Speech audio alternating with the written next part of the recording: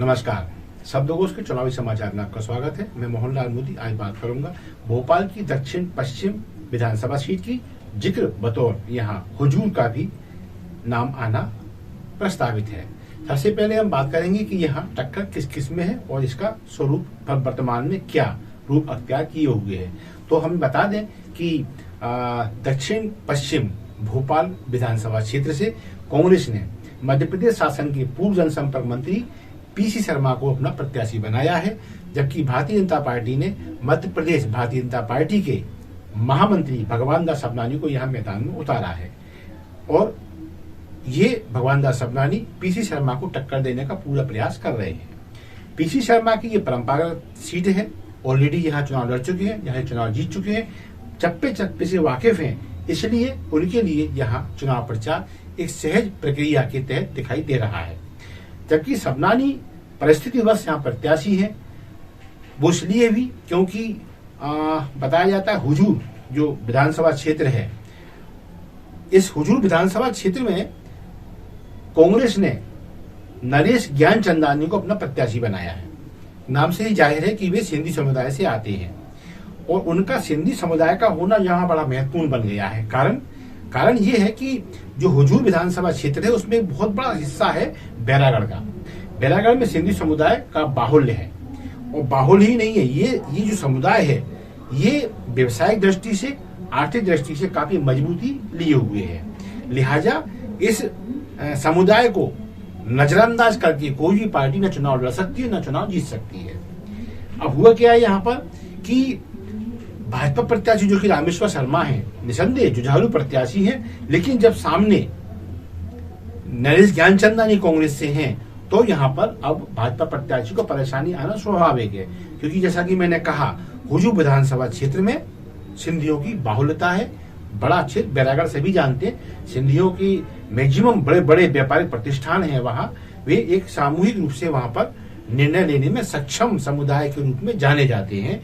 लिहाजा अब हुआ ये है कि यदि कांग्रेस से नरेश ज्ञानचंदानी जैसे कि प्रत्याशी हो चुके हैं तो फिर संभावना इस बात की हो जाती है कि सिंधी समुदाय अपने समुदाय के प्रत्याशी को देखकर कांग्रेस में समाहित हो जाए। इस संभावना को टालने के लिए ही भाजपा ने भगवान दास सबनानी को कहां से उतार दिया है, दक्षिण पश्चिम से। ये मैंने जैसा कि कहा मसला हार जीत का नहीं, दक्षिण पश्चिम में मसला ये है कि भाजपा हुजूर में अपना प्रत्याशी रामेश्वर शर्मा को पहले ही बना चुकी है और जब कांग्रेस से सिंधी समुदाय से नाम नरेश ज्ञानचंदानी का आया तो फिर उससे कान खड़े हुए कि सामने सिंधी समुदाय का व्यक्ति होने से जो व्यवसायिक प्रतिष्ठान या कहना चाहिए अन्य व्यापार में लगे सिंधी समुदाय के लोग हैं कि कांग्रेस में ना चले जाएं। तो उनके लिए या तो एक ऑप्शन ये था कि वो रामेश्वर शर्मा की जगह किसी और प्रत्याशी बनाए, लेकिन वो नाम घोषित हो चुका था।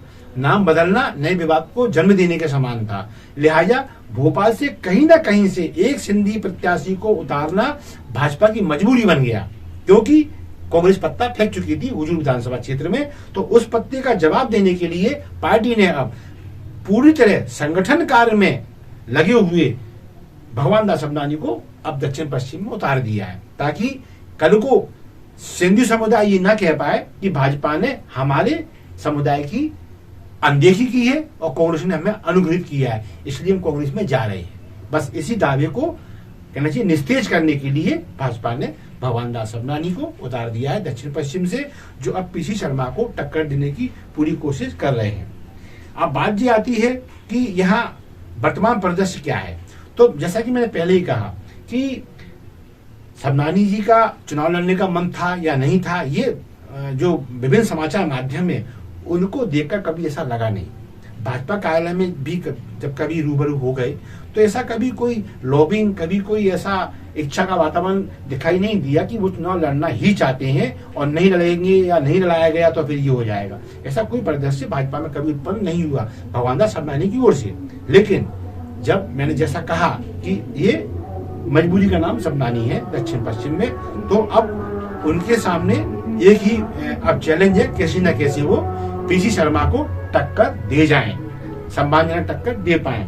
और जहां तक पीसी शर्मा जी की बात है तो उनके लिए ये क्षेत्र घर जैसा है। पूर्व में यहाँ प्रत्याशी रह चुके हैं, यहाँ से जीत चुके हैं, मंत्री बन चुके हैं और एक जाना माना नाम इस क्षेत्र में है। लिहाजा पीसी शर्मा यहाँ फिलहाल आम लोगों में घुलते मिलते नजर आ रहे हैं। अब तक जहां भी उनका चुनाव प्रचार देखने को मिला है तो लोग उन्हें एक कहना चाहिए जैसे एक आम सहज वातावरण में चाय पी लेते हैं, उन्हें कभी उनको मिठाइयों से तोल देते हैं तो कभी माल्यार्पण कर देते हैं। माताएं बहनें नाम से मिलती है तो ऐसा लगता है जैसे उनके घर परिवार का कोई व्यक्ति उनसे मिलने चला आया है। कुल मिला के अनौपचारिक वातावरण है जहां पीसी शर्मा जी को लगा कि सामने वाले का सम्मान करना है तो उन्होंने पैर छू लिए, या सामने वाले को लगा कि शर्मा जी का सम्मान करना तो उसने पैर छू लिए और बराबर किए तो गले मिल लिए, माता बहनों के हाथ जोड़ लिए। ये चल रहा है और ऐसा लग रहा है कि जैसे जैसे चुनाव आगे बढ़ेगा यहाँ स्थिति और स्पष्ट होगी। फिलहाल चुनावी जनसंपर्क में पीसी शर्मा आगे बढ़त लेते दिखाई दे रहे हैं और यही स्थिति यदि बनी रही तो फिर उनका जो पिछला कार्यकाल है पीसी शर्मा का, उसको देखते हुए लोग ये कह रहे हैं कि अभी फिलहाल वो लीड देते दिखाई दे रहे हैं। आगे 17 नवंबर अभी दूर है, बहुत सारे परिदृश्य बदलेंगे। क्या क्या परिदृश्य सामने आते हैं, कौन से सीन नए उपजते हैं, उनको लेकर मैं लगातार आपके सामने आता रहूंगा। जैसा कि मैं हमेशा कहता हूं, हमारे कंटेंट आपको पसंद आते हैं तो प्लीज इन्हें लाइक अवश्य दें, इन्हें शेयर करें। शब्दकोश आपका अपना चैनल है, इसे सब्सक्राइब करना ना भूलें। धन्यवाद।